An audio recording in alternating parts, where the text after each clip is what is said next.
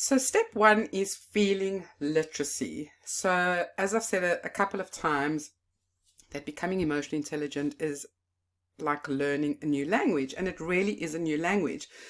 And the very first thing we do when we learn a new language is to learn what the words are. So it's very important for you to learn what feeling words are and to become literate in terms of your emotions so that you can identify your feelings and also to identify the different types of feelings. Now, if you look in the activity download, one of them is a feeling list where you start learning about the different words. And I always say to people, take that list, stick it up somewhere on the fridge, on your computer, anywhere that you can find a spot that you look at regularly, and take 2 or 3 of those words every single day and learn what they mean and how to use them. Because the thing is that when you start becoming intelligent about your emotions, your brain needs to know what to do with it and how to deal with it. So it's very similar, like if you've ever learned a second language or a third language, and I think most of us in the world have learned a second language, even if it's only in the basic form. It's about, what does that word look like? What does that word mean? So when you're looking at feeling words, it's not just the word, it's about, what is the facial expression? What does it feel like in your body? What are the symptoms of your feelings? Because your feelings create symptoms in your body. So just the same as you have symptoms when you're feeling ill, your feelings and emotions actually create symptoms. So you'll feel it. You'll feel your palms might become sweaty. You might break out into a sweat. Your heart might beat faster.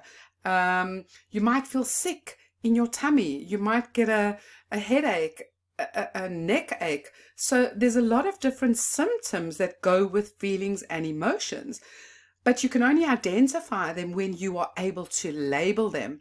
And there's something wonderful that happens in the brain when you start labeling your feelings. So say, for instance, something happens and you're feeling something, or you have an emotion, but you don't know what it is. When you start going through your list and you kind of go, I think I'm feeling anxious, or I think I'm feeling sad, or I think I'm feeling frustrated. Do you know that when you go through the list and you actually pick out one, something incredible happens? It's like your body and your brain recognizes what it is. Now, remember I said to you that we are born with this intelligence. We are born with emotion. We are born with feelings, but we've just never ever learned how to speak the language.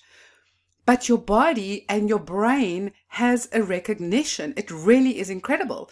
So when you identify the word, it's almost like your body sighs and goes, oh, wow, that's what I'm feeling. So the minute you can label it and then validate it and say, okay, so I am feeling frustrated. Why am I feeling frustrated? You can then choose how you're going to react. You can choose what action you're going to take. You can choose how you're going to behave based on that. But you can only do that when your brain knows how to label what you are feeling. So you've kind of got to connect the dots of what you're feeling in your body and giving your mind and your brain something that it then knows how to deal with it. I hope that makes sense to you, because it really is quite incredible how you have almost like you have an aha moment when you go, oh, wow, that's what I'm feeling. And then you start recognizing, you kind of start becoming more self-aware. You start becoming aware of what created that feeling. Was it somebody, was it their emotion that I picked up? Was I in an environment that I felt somebody else's feelings and emotions and I took it on as my own, but it's not my own? Did I eat something? Did I have too much sugar?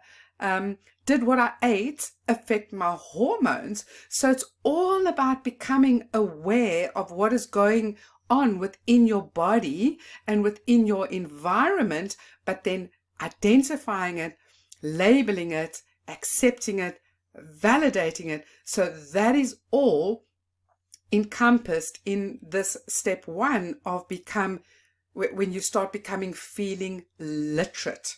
So it's about understanding the language of your feelings and your emotions so that your brain can help you to tell you what to do with those feelings and emotions.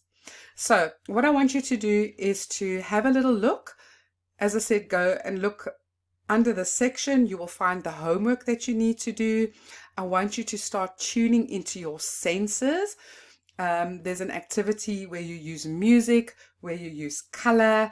There's various exercises with regards to symptoms. So there's quite a few exercises that fall under the step 1 of feeling literacy, and have fun with it as well. You know, be curious like you would with a child. Start becoming aware of your emotion every day, and then pay attention to how you feeling and experiencing that, but also pay attention to your environment and the people and surroundings of your environment, and start seeing how it kind of all connects to how you feeling within your body. And this is where you're going to use your journal, start making notes, start connecting those dots, and have fun with it all.